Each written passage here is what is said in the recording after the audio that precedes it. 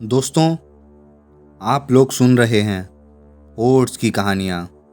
British शासनकाल के समय एक अंग्रेज डिप्टी कलेक्टर मिस्टर ग्रिग ने भारत में रहते समय कुछ संस्मरण प्रकाशित किए हैं।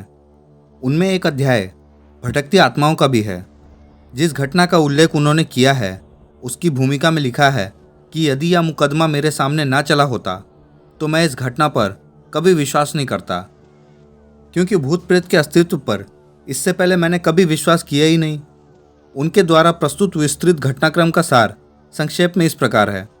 घटना जनवरी 1937 की है। भारत में उस समय ब्रिटिश शासन था। केंद्रीय सरकार के भारतीय अधिकारी श्री रामास्वामी स्थानांतरित होकर शिमला आए थे। जो बंगला उन्हें रहने के लिए मिला था उसमें प्रथम रात्रि को एक महिला की छाया दिखाई दी, साथ ही घंटों की आवाज़ सुनाई दी। इस आवाज़ को सुनते ही श्री रामास्वामी ने भयभीत होकर दूसरे ही दिन वह बंगला छोड़ दिया। श्री रामास्वामी के बंगला छोड़ देने के बाद वह बंगला एक दूसरे मुस्लिम भारतीय अधिकारी को अलॉट कर दिया गया। जब यह अधिकारी उस बंगले में रहने आए तो पहले ही दिन ठीक आधी रात के समय एक सफ़ेदपोश महिला दिखाई दी। जहांगीरी घंटों की आवाज़ उसके आने के साथ बंगले में गूंज उठी। महिला की सिसकियां स्पष्ट रूप से सुनाई पड़ रही थी। मुस्लिम अधिकारी उसी समय चित्कार करते हुए बंगला छोड़कर भागे तथा इस आश्चर्यजनक घटना की सूचना पुलिस तथा उच्च अधिकारियों को दे दी। सूचना के बाद एक पुलिस इंस्पेक्टर ने कुछ सिपाहियों के साथ उस बंगले में पड़ाव डाला। रात के ठीक 12 बजे वही सफ़ेदपोश महिला ऊंची एड़ी की चप्पलें पहने दिखाई दी। पुलिस इंस्पेक्टर ने रिवॉल्वर से लगातार 5-6 गोलियां उस पर चलाई, किंतु उस पर कोई प्रभाव नहीं पड़ा। पहले सिसकियां, फिर ठहाका मारकर हंसने की आवाज़ तथा बाद में जहांगीरी घंटों की आवाज़ सुनते ही इंस्पेक्टर के होश आवाज़ उड़ गए। पसीने से लथपथ इंस्पेक्टर तथा सिपाही उस बंगले से निकलकर भाग खड़े हुए। इस घटना से शिमला ही नहीं बल्कि दिल्ली की केंद्रीय सरकार भी आश्चर्य में पड़ गई। इसकी जांच के लिए उच्च स्तरीय कार्यवाही करने का आदेश जारी किया गया। प्रेतात्मा के इस रहस्यमय स्वरूप का मजाक उड़ाते हुए अंग्रेजी सरकार ने दिल्ली से एक अनुभवी एवं साहसी इंस्पेक्टर श्री आगा के नेतृत्व में एक पुलिस दास्तां घटना की जांच के लिए भेजा। इंस्पेक्टर आगा ने सिपाहियों को बंगले के चारों ओर तैनात कर दिया तथा खुद डाइनिंग रूम में एक कुर्सी पर बैठ गया। इंस्पेक्टर आगा के कुर्सी पर बैठते ही एक विचित्र बिल्ली उनके पास से उछल कूद मचाती कमरे में ही गायब हो गई। वे भयभीत तो हुए, परंतु साहस जुटाकर अपना रिवॉल्वर भरकर सचेत होकर बैठ गए। रात के ठीक 12 बजे उसी सफ़ेदपोश महिला की छाया इंस्पेक्टर आगा को दिखाई दी। इंस्पेक्टर आगा ने अपना रिवॉल्वर संभाला ही था कि छाया ने कहा, ठहरिए, आप एक नेक तथा चरित्रवान अधिकारी है। मुझ अबला पर बिना किसी कारण क्रोध क्यों करते हैं? वैसे आपका रिवॉल्वर मेरा कुछ भी नहीं बिगाड़ पाएगा। यह सुनकर इंस्पेक्टर आगा डर गए तथा नम्रता से बोले, आप कौन हैं? क्या अपना परिचय मुझे देंगी? छाया ने कहा, मैं एक पीड़ित औरत हूँ। क्या आप मेरी पीड़ा दूर करने में मेरी मदद कर सकेंगे? यदि आप वायदा करते हैं तो मैं आपको एक बहुत बड़ा रहस्य बताऊंगी। इंस्पेक्टर आगा ने तुरंत कहा, मैं आपसे वादा करता हूँ, मैं आपकी पूरी मदद करने की कोशिश करूँगा। आश्वासन पाकर छाया ने अपनी दुख भरी कहानी प्रारंभ की। मैं एक पहाड़ी लड़की थी। शादी से पहले मेरा नाम आवेरी था। मेरी माँ वेश्या का धंधा करती थी। मेरी सुंदरता को देखकर शिमला के तत्कालीन पादरा मिस्टर आइजिक मेरी ओर आकर्षित होने लगे। आइजिक तथा मेरी दोस्ती धीरे धीरे प्यार में बदल गई। माँ के विरोध के बावजूद भी मैंने तथा आइजिक ने कोर्ट मैरिज कर ली। आइजिक को भी अपने माता पिता का विरोध सहना पड़ा। यह बंगला उस समय आइजिक का ही था तथा हम दोनों इसी में रहते थे। मेरी माँ मुझे भी वेश्या के रूप में देखना चाहती थी, किंतु मैंने वैसा ना करने का संकल्प कर लिया था। इंस्पेक्टर आगा ने पूछा, फिर आगे क्या हुआ? छाया ने कहा, कुछ दिनों बाद मैं गर्भवती हो गई तो मेरी माँ ने आइजिक से संबंध विच्छेद करने के लिए मुझ पर दबाव डाला, क्योंकि उसकी नज़र में पैसों का महत्व अधिक था तथा मुझे प्रेम महत्वपूर्ण लगा। मैंने माँ की बात को नहीं माना। इसी दरमियान आइजिक के पिता का तार आया, जिसमें उसे तुरंत बुलाया गया था। आइजिक ने मुझे बताया कि अगर वह नहीं गया तो उसके पिता की लाखों की संपत्ति उसके हाथ से निकल जाएगी। मैंने आइजिक को खुशी खुशी विदा किया तथा बंगले में अकेले रहने लगी। लगभग 2 महीने बाद आइजिक वापस आया। तथा प्रेम प्रदर्शित करते हुए चुंबन लेने के बहाने मेरे गले में रुमाल फंसाकर मेरी हत्या कर दी।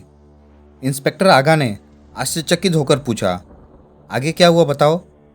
छाया ने कहा, हाँ सुनिए, मेरी लाश पीछे वाले कमरे के बीचों बीच गड़ी है। पलस्तर उखाड़ने पर एक पत्थर के नीचे मेरे शव के अवशिष्ट भाग अब भी मिल जाएंगे। आईजी का रुमाल तथा जेब का कुछ सामान भी उसी में पड़े मिल जाएंगे। इंस्पेक्टर साहब, मैं चाहती हूँ कि आईजी पर मुकदमा चलाकर उसे प्राण दंड दिया जाए।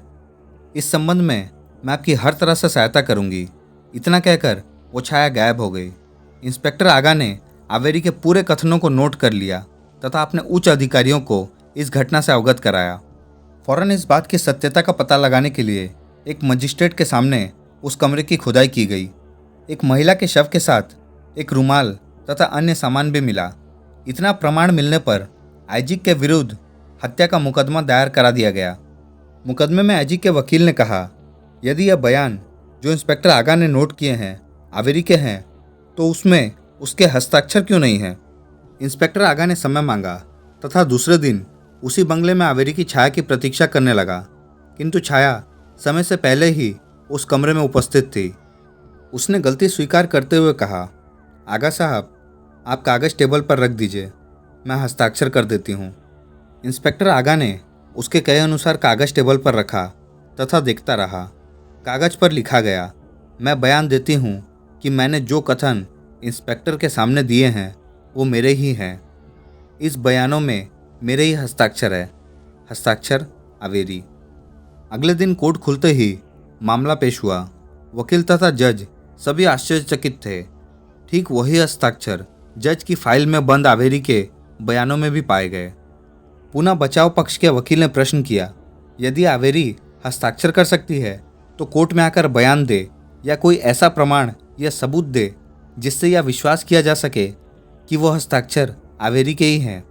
समय मांगकर इंस्पेक्टर आगा वापस रात में आवेरी से मिलने तथा उसे सारी बात बताई तो आवेरी ने बॉम्बे से भेजा गया आईजी के पिता का तार व कोर्ट मैरिज के कागजात के बारे में बताया तथा उन्हें कहाँ बंगले में रखा गया है यह भी बताया।